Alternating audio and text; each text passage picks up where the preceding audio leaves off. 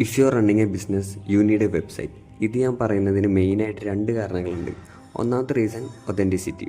ഇത് നമുക്കൊരു പ്രൊഡക്റ്റ് അല്ലെങ്കിൽ സർവീസ് വേണമെങ്കിൽ നമ്മളിപ്പോൾ ഫസ്റ്റ് ചെയ്യുന്ന കാര്യം എന്താ, ഗൂഗിളിൽ സെർച്ച് ചെയ്യും, റൈറ്റ്?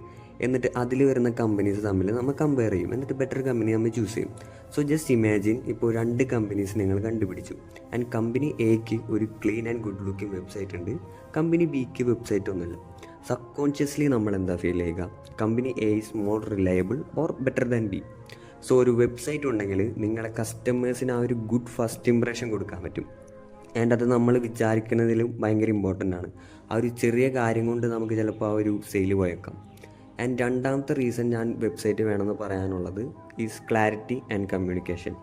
സപ്പോസ് നിങ്ങൾക്ക് നിങ്ങളുടെ വെബ്സൈറ്റ് ഉണ്ടെന്ന് വിചാരിക്കുക. ആൻഡ് ഒരു വെബ്സൈറ്റ് ഉണ്ടെങ്കിൽ നിങ്ങളുടെ ബിസിനസ്സിൻ്റെ എല്ലാ ഡീറ്റെയിൽസും കസ്റ്റമറിനെ അറിയിക്കാൻ പറ്റിയൊരു ബെസ്റ്റ് പ്ലാറ്റ്ഫോമാണ് ഈ വെബ്സൈറ്റ് എന്ന് പറയുന്നത്. Especially if it's A sales focused website.